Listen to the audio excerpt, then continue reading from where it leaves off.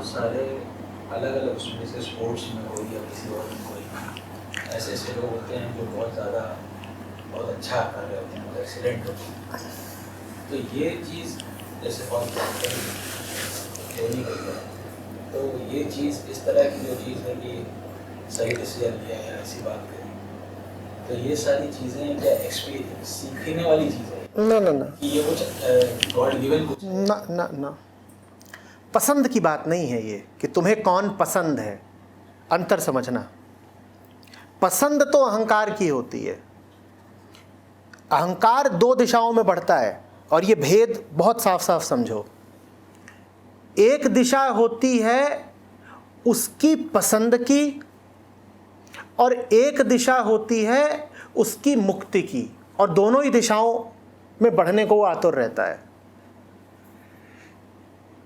एक दिशा होती है जिसमें वो कहता है कि मैं अपनी फ्रीडम का इस्तेमाल कर रहा हूं, मुझे जो चीजें पसंद है मैं उनकी ओर बढ़ रहा हूं।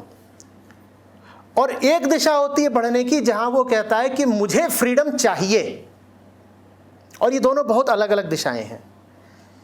एक होती है फ्रीडम ऑफ ईगो और एक होती है फ्रीडम फॉर ईगो। दोनों का अंतर समझना। तुम यहां बैठे हो, तुमको पिज्जा खाने का मन है, ये क्या है? Freedom of ego. फ्रीडम कह रही है ये मेरी फ्रीडम की बात है, मुझे पिज्जा खाना है, मैं खाऊंगा, कौन है जो मुझे रोक सकता है? मेरी जबान, मेरा पैसा, मेरा पेट, मेरा पिज्जा, मैं खाऊंगा, ये मेरी फ्रीडम की बात है, और कोई मुझे रोकेगा तो मैं पुलिस बुला दूंगा। और कानून तुम्हारा समर्थन भी करेगा, भाई तुम्हारा हक है पिज्जा खाना, पैसा दे रहे हो तो खाओ। लेकिन पिज्जा खाने से मुक्ति तो नहीं मिल जाएगी। ये हुई फ्रीडम ऑफ ईगो। इसके लिए भी ईगो बहुत तत्पर रहती है कि मुझे अपनी फ्रीडम की दिशा में बढ़ना है, अपनी पसंद की दिशा में बढ़ना है। अध्यात्म में पसंद दो कौड़ी की चीज है। अध्यात्म पिज्जा चुनने का नाम नहीं है। अध्यात्म है फ्रीडम फॉर ईगो, कि जब अहंकार कहता है कि मैं उसको पसंद करना चाहता हूं जो मुझे मिटा दे। पिज्जा खाते वक्त अहंकार कह रहा है मैं उसको पसंद कर रहा हूं जो मुझे बढ़ा देगा, मुझे और मोटा करेगा। और अध्यात्म में पिज्जा बढ़ता है स्वयं से मुक्ति की ओर। वो कहता है मुझे अपने आप से ही आज़ादी चाहिए, मुझे वो नहीं चाहिए जो मुझे बढ़ा दे, मुझे वो चाहिए जो मुझे मिटा दे। और ये दोनों ही तरह के लोग तुम्हें आकर्षित करते हैं। तुम अपनी ज़िंदगी को गौर से देख लो। ज़िंदगी में तुम्हें दो तरह के लोग आकर्षित करेंगे, दो के अलावा कोई तीसरा हो ही नहीं सकता। एक वो जो तुम्हारे अहंकार को बहुत बढ़ाते हो, वो तुम्हें आकर्षित करेंगे। बात बहुत सीधी है। तुम्हारी जैसी वृत्तियां हैं, संस्कार हैं, उसके अनुसार लोग तुम्हें आकर्षित करते हैं। कोई फिल्मी चरित्र होगा वो तुम्हें आकर्षित कर लेगा। पुरुष हो तो स्त्रियां तुम्हें आकर्षित कर लेंगी। लोभी हो तो सोना चांदी तुम्हें आकर्षित कर लेगा। ये सब चीजें हैं, इनकी ओर अहंकार बढ़ता है। इनकी ओर बढ़ करके अहंकार और प्रबल हो जाता है। और साथ ही साथ तुम्हें आकर्षित कौन करते हैं? तुम्हें वो लोग आकर्षित करते हैं जो इस धरती के फूल रहे हैं। तुमने अभी नाम लिया पैगंबर का, तुम्हें पैगंबर आकर्षित करते हैं। तुम्हें रामकृष्ण आकर्षित करते हैं, तुम्हें भगत सिंह आकर्षित करते हैं। ये बात कितनी अजीब है ना, कभी गौर नहीं किया? हम वही दिन के एक समय हम भाग रहे होते हैं किसी नितांत घटिया चीज की ओर, और दूसरे समय पर वही मन पागल हो जाता है कि मुझे अभी जाना है, मुझे संत के पास जाना है, मुझे अभी बुल्ले शाह की काफी गाने दो। 2 घंटे पहले क्या गा रहे थे? एक गिरा हुआ फिल्मी गाना गा रहे थे कि नहीं गा रहे थे? और अपनी ही पसंद से गा रहे थे, कोई मजबूरी नहीं थी। और 2 घंटे बाद तुम ही बेताब हुए जा रहे हो कि इस वक्त तो सिर्फ और सिर्फ शेख फरीद को गाना है मुझे। ये क्या चमत्कार है? ये अहंकार की 2 दिशाओं के सूचक हैं। जब मैं कह रहा हूं आदर्श बनाओ, तो मैं इन 2 में से किस दिशा की बात कर रहा हूं? पसंद की दिशा की या मुक्ति की दिशा की? मुक्ति की दिशा की। तो मैं ये नहीं कह रहा हूं कि तुम किसी क्रिकेटर को कह दो कि वो मेरा आदर्श है, या तुम कह दो कि वो फलाना है, उसने बड़ी कंपनी चला रखी है, या फलाना किसी देश का राष्ट्रपति है तो वो मेरा आदर्श हो गया। वो आदर्श नहीं। वैसे आदर्श तो सब बना लेते हैं। किसी भी स्कूल कॉलेज चले जाओ, लड़कों के हॉस्टल में, वहाँ उन्होंने पोस्टर लगा रखा होगा किसी क्रिकेटर का, किसी फुटबॉलर का, किसी सिने तारिका का, ये सब अपने लगा के घूमे हैं। इनका अनुगमन करके मुक्ति थोड़ी मिल जाएगी, फिर तो अर्थ का अनर्थ हो गया। मैंने कहा कि जिसको आदर्श बनाओ उसी के जैसा जीवन जियो, और तुमने जीवन जीना शुरू कर दिया वो जिसका तुमने पोस्टर लगा रखा उसके जैसा, तो फिर तो बड़ी गड़बड़ हो जाएगी। आदर्श किसको बनाना है? जिसकी ओर अहंकार इसलिए बढ़ता हो क्योंकि उससे मुक्ति मिलेगी, पसंद नहीं, मुक्ति। उसकी ओर नहीं बढ़ना है जो तुम्हें पसंद हो, उसकी ओर बढ़ना है जिससे तुम्हें मुक्ति मिलती हो, जो तुम्हारे बंधनों को काटता हो, उसको आदर्श बनाना है। कोई स्पोर्ट्समैन या कोई साइंस का आदमी या कोई आर्ट का आदमी, ये लोग कि इस वजह से अगर वो पसंद है कि उनका जो एक्सीलेंस है उस वजह से वो उसमें कुछ, तो उस सीमा तक वो तुम्हारे काम आएंगे, उसके आगे नहीं काम आएंगे। भाई तुम अपने आप को क्रिकेटर मानते हो तो तुमने धोनी को आदर्श बना दिया, उससे तुम्हें लाभ होगा, इस सीमा तक लाभ होगा कि तुम भी अच्छे क्रिकेटर बन सकते हो, इससे ज्यादा नहीं लाभ होगा, मुक्ति नहीं मिल जाएगी। या कि तुमने किसी वैज्ञानिक को अपना आदर्श बना लिया, ठीक है, कुछ लाभ होगा, उसके आगे नहीं लाभ होगा। जिन्हें मुक्ति चाहिए उनको तो फिर ज्ञानियों को और संतों को और पैगंबरों को ही अपना आदर्श बनाना पड़ेगा। जिन्हें संसार की चीज चाहिए कि हम छक्के मारे, वो क्रिकेटरों को बना ले आदर्श। जिनको दूसरे लोगों को प्रभावित करना और लुभाना है वो फिल्मी एक्टरों को आदर्श बना लें। जिन्हें सत्ता पर काबिज होना और ताकत पानी है वो नेताओं को और राजनीतिज्ञों को आदर्श बना लें। पर जिन्हें मुक्ति पानी है उन्हें तो फिर किसी कबीर को ही अपना आदर्श बनाना पड़ेगा। ये जो अलग अलग फील्ड में एक्सेलेंस है इसमें कोई स्पेशलिटी नहीं, कुछ नहीं, शून्य। जैसे कोई साइंस, जैसे आइंस्टीन है और इंटरव्यू ये माना जाता है, और इस तरह के बहुत सारे पोस्टर घूम रहे हैं इंटरनेट पर वो सब फालतू के हैं। संसार को तुम कितना भी वैज्ञानिक दृष्टि से देख लो, जब तक संसार के प्रति तुम में वैराग्य नहीं उत्पन्न हुआ तब तक तुम आध्यात्मिक थोड़े ही हो गए। वैज्ञानिक दुनिया को जानता है, दुनिया को जानता है ना, स्वयं को तो नहीं जानता। दृश्य को जानता है, दृष्टा को तो नहीं जानता। और दृश्य को भी जान के वो ये थोड़े ही कह रहा है कि ये सब दृश्य अखिल जगत झूठा है। ऐसा कहा क्या किसी आइंस्टाइन ने? ऐसा तो नहीं कहा ना। जब तक ये नहीं कहा तब तक अध्यात्म शुरू कहां हुआ? भाई कोई बिल्कुल अनाड़ी है, विज्ञान बिल्कुल नहीं जानता, तो कहेगा ये क्या है? ये मग है। कोई थोड़ा और विज्ञान पढ़े हुए है तो वो आएगा, वो कहेगा ये क्या है? अरे ये मग थोड़ी है, ये इलेक्ट्रॉन प्रोटॉन न्यूट्रॉन है। ये दोनों में ही क्या बात साझी है? दोनों अपनी बात तो कर ही नहीं रहे। भीतर जो राग द्वेष मोह माया बैठे उनकी नहीं बात कर रहे, बात किसकी कर रहे हैं?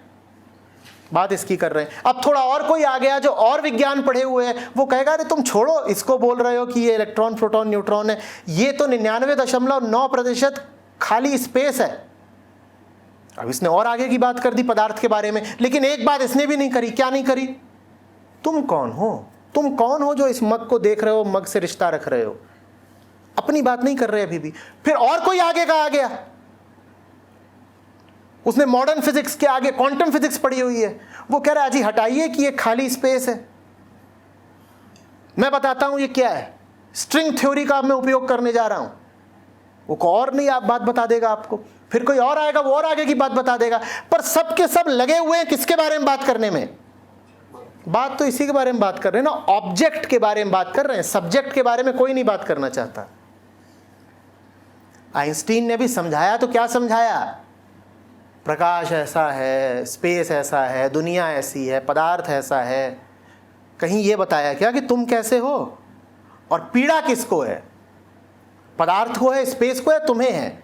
तो तुम्हारी पीड़ा और तुम्हारी बेचैनी और तुम्हारे मूल अज्ञान का निवारण थोड़ी हो जाएगा तुम थ्योरी ऑफ रिलेटिविटी कितनी भी पढ़ लो। तुम जीवन भर पढ़ लो थ्योरी ऑफ रिलेटिविटी, उससे तुम्हारे दुख नहीं कट जाएंगे। हाँ, तुम अष्टावक्र गीता का पाठ कर लोगे तो कट सकते हैं, ये अंतर है। तो बड़े वैज्ञानिक को तुम अगर आदर्श बनाओगे बहुत अच्छी बात है, पर उससे लाभ इतना ही मिलेगा कि तुम विज्ञान सीख पाओगे, आध्यात्मिक प्रगति नहीं हो जाएगी। रोनाल्डो को बना लोगे आदर्श, लाभ तो मिलेगा, क्या लाभ मिलेगा? फुटबॉल अच्छी खेल लोगे। कोई बहुत अच्छी नृत्यांगना हो, उसको बना लो आदर्श, तुम भी जाकर के किसी जगह अच्छा नाच आओगे, लाभ तो मिल गया, लोग ताली बजा देंगे, इससे ज्यादा कुछ नहीं मिलेगा। तो ये तो तुम पे निर्भर करता है बेटा कि तुम्हारा जीवन में लक्ष्य कितना ऊंचा है। तुम्हारा जीवन में यही लक्ष्य हो कि मुझे भी नेता बनना है, तो अपने जिले के किसी धाकड़ नेता को आदर्श बना लो, तुम भी नेता बन जाओगे। वैज्ञानिक बनना, वैज्ञानिक को बना लो। पैसा कमाना हो, कोई बड़े सेठ जी हो, इंटरनेशनल लाला, उसको बना लो। तुम्हारे लक्ष्य की बात है कि तुम्हारा लक्ष्य क्या है। अध्यात्म उनके लिए जिनका लक्ष्य है मुक्ति। मुक्ति अगर तुम्हारा लक्ष्य है और तुम कहो कि नहीं मैं तो गूगल वालों को और फेसबुक वालों को अपना आदर्श मानता हूं, तो तुम बेकार की बात कर रहे हो। कोई एक आर्ट या कोई एक जैसे मान लीजिए पोएट्री है, ये कहीं से भी नहीं ले जा सकती स्पिरिचुअलिटी। ये नहीं लेके जाएंगी। अध्यात्म अगर तुम्हारे केंद्र में है तो तुम इनमें रंग भर दोगे अध्यात्म का। संगीत सीखकर कोई आध्यात्मिक नहीं हो जाता, पर अगर तुम आध्यात्मिक हो तो तुम्हारे संगीत में अध्यात्म रहेगा। बात उल्टी है। पोएट्री लिख करके कोई आध्यात्मिक नहीं हो जाता। ये जितने तुम फिल्मी गाने सुनते हो ये पोएट्री ही हैं। उससे क्या हो गया? एक से एक लिरिसिस्ट घूम रहे हो, 40 साल से लिख रहे हैं गीत और गज़लें, और एक से एक घटिया गीत और घटिया गज़लें ऐसी कि उनको सुन लो तो चित्त दूषित हो जाए। तो गीत और गज़ल लिख करके आध्यात्मिक नहीं हो जाओगे। पर अगर आध्यात्मिक हो तो फिर जो गज़ल लिखोगे तुम, उसकी खुशबू दूसरी होगी। प्रक्रिया भीतर से बाहर की है, बाहर से भीतर की नहीं है। कोई ऐसी कला नहीं है जो तुम्हें आध्यात्मिक बना दे। लेकिन अगर तुम आध्यात्मिक हो तो तुम्हारी हर कला फिर उसको समर्पित हो जाती है। फिर तुम खाना भी बनाओगे तो उसके लिए, गीत गज़ल भी लिखोगे तो उसके लिए, चित्रकारी करोगे उसके लिए, जो भी करोगे उसके लिए करोगे। पर तुम कहो कि मैं फलानी कला सीख रहा हूं और उस कला के माध्यम से मैं सत्य तक पहुंच जाऊंगा, तो ये नहीं होने का। बहुत बहुत कलाकार हैं, वो आध्यात्मिक नहीं हो गए। एक से एक पहुंचे हुए मंजे हुए खिलाड़ी हैं, वैज्ञानिक हैं, कलाकार हैं, उन्हें कोई अध्यात्म नहीं उतरा।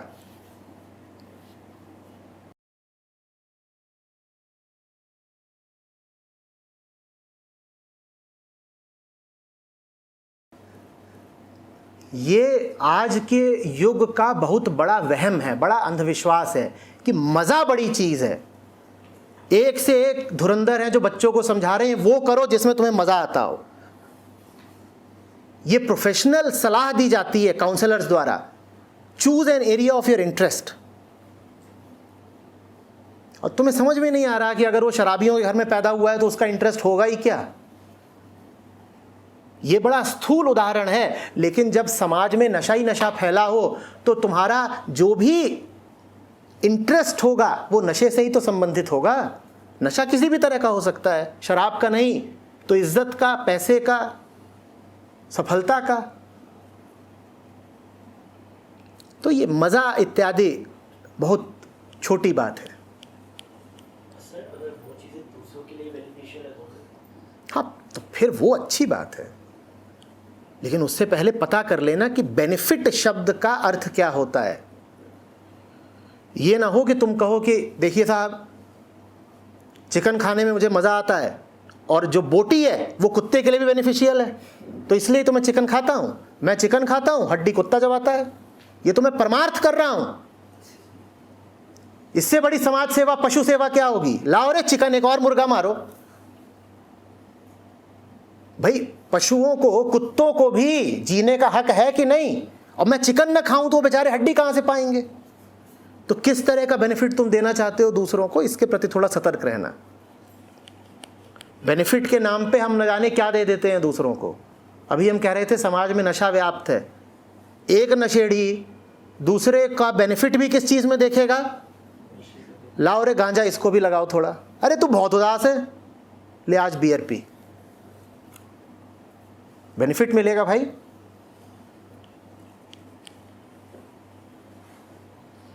इस युग में एक ही भगवान है और उस भगवान का नाम है मेरी मर्जी। मुझे जिस चीज़ में मज़ा आता है, जो मेरा इंटरेस्ट है, वही भगवान है। और सारी ताकतें लगी हैं हर बच्चे को यही शिक्षा देने में कि अपने इंटरेस्ट का काम करो, अपनी मर्जी का काम करो। डू वॉट यू लाइक, या फिर लव वॉट यू डू।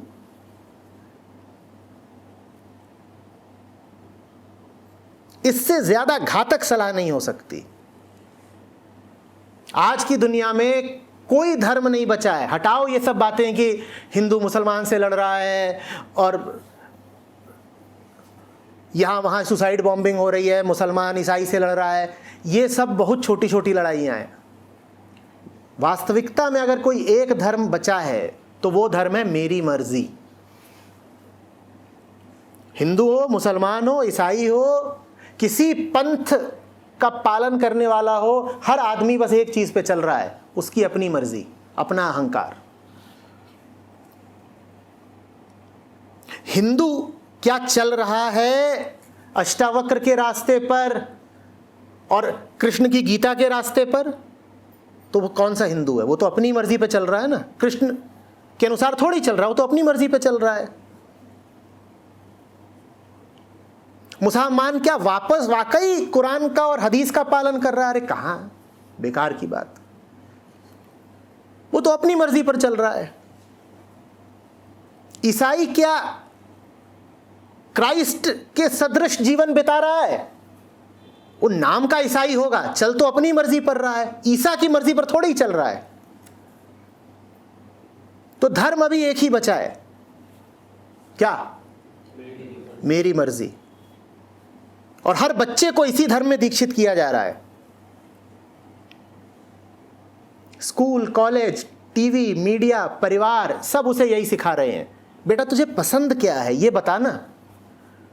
क्योंकि हमें ये छोटी सी बात समझ में नहीं आ रही कि हमारी पसंद हमारी अपनी होती ही नहीं, हमें पसंद में ढाला जाता है, हमें पसंद में संस्कारित किया जाता है। कुछ पसंद होती है शरीर की और बाकी हमारी पसंद होती है हमारे मानसिक संस्कारों की।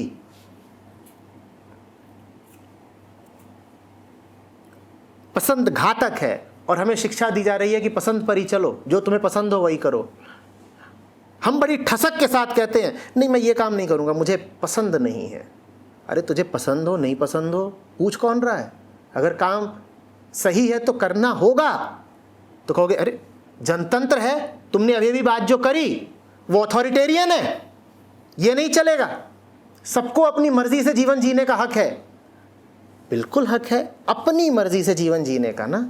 मैं आपसे सविनय पूछना चाहता हूं, आपने ये अपनी मर्जी पाई कहां से? ये अपनी मर्जी कब आपकी अपनी बन गई? ये प्रश्न तो पूछ लीजिए अपने आप से, जिसको आज आप अपनी मर्जी फरमा रहे हैं। वो मर्जी आपकी अपनी बनी कब और कैसे? पर आप इतने बेहोश हैं कि आपको पता ही नहीं कि आपकी मर्जी पराई है, किसी और की है। कभी वो आई आपकी बेहोशी में और आपके जहन पर छा गई और आज आप उसी के पीछे पीछे चल रहे हैं क्या करके कि मैं तो अपना जीवन अपनी मर्जी के अनुसार बिताऊंगा। इससे बड़ी मूर्खता नहीं हो सकती।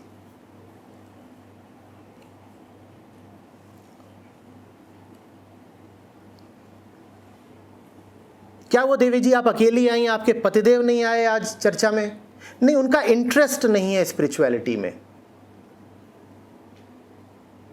अब मुक्ति भी इंटरेस्ट देखकर चलेगी क्या?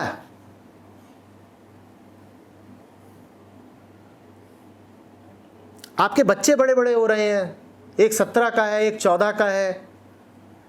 आप उन्हें कुछ बोध साहित्य नहीं पढ़ाती, कुछ विजडम लिटरेचर से उनका परिचय तो कराइए। नहीं, मेरे बच्चों का इंटरेस्ट नहीं है विजडम लिटरेचर में। इंटरेस्ट किस में है? वो पबजी में है। धन्य हो देवी।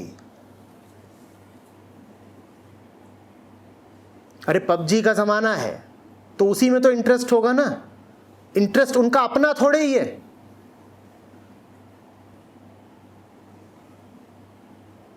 सोख लिया है, सीख लिया है, आत्मसात कर लिया है, कंडीशन हो गए हैं। घातक बात है।